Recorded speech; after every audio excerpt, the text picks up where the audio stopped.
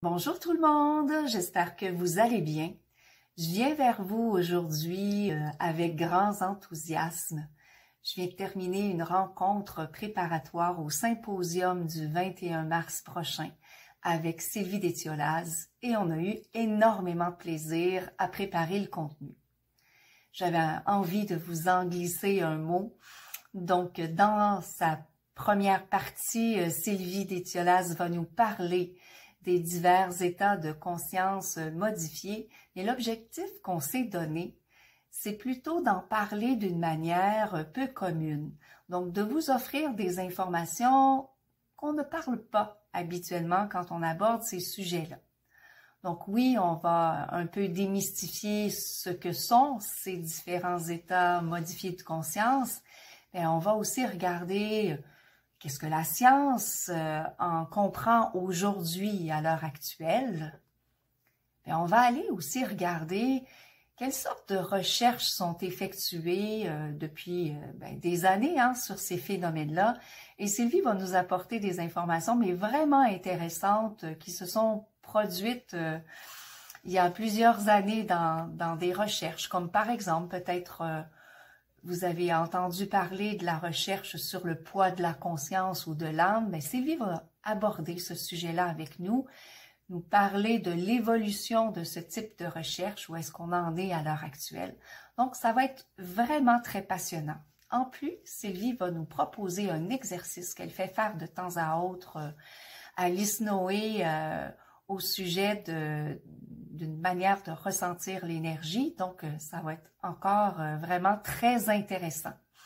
De mon côté, moi, je vais vous parler de comment on peut comprendre les états modifiés de conscience dans leur aspect global. Qu'est-ce qu'ils nous apportent, ces expériences-là, et pourquoi on les vit, donc?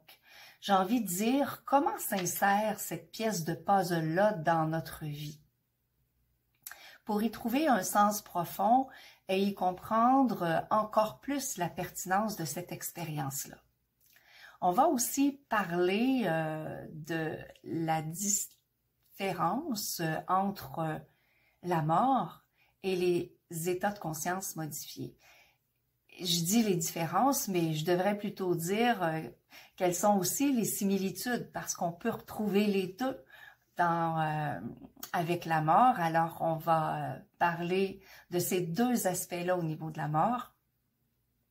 Et enfin, on va parler, moi je vais aborder comment les médiums pourraient aider davantage les scientifiques à aller encore plus loin dans leurs expériences, dans leurs recherches, et comment ils pourraient être utiles dans l'interprétation des résultats de ces recherches-là. Parce que parfois, on se rend compte que l'aspect uniquement matériel de la question est abordé dans une recherche, et peut-être que si on avait une vision un peu élargie, les conclusions pourraient être différentes. Moi aussi, je vais vous proposer un exercice pour être davantage à l'écoute de votre voix intérieure. J'allais dire petite voix, mais en réalité, on devrait dire grande voix, puisque c'est elle qui possède la sagesse à l'intérieur de nous. Donc, voilà le programme qui nous attend en première partie de ce symposium-là. En deuxième partie, nous allons avoir vos questions. Donc, vous aurez l'occasion de nous interpeller, Sylvie et moi, sur ce qui importe pour vous, soit en termes d'une expérience que vous avez déjà vécue, soit une question que vous aimeriez comprendre. Alors, on sera disponible pour ça.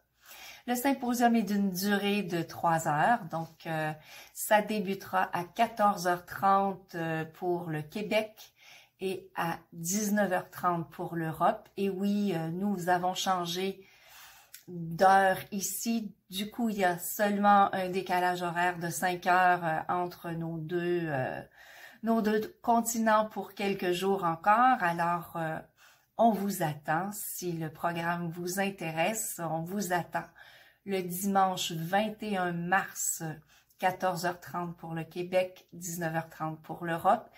Vous pouvez vous inscrire auprès de Conférence Québec et Marie-France Bernard. Je vais mettre toutes les informations sous la vidéo.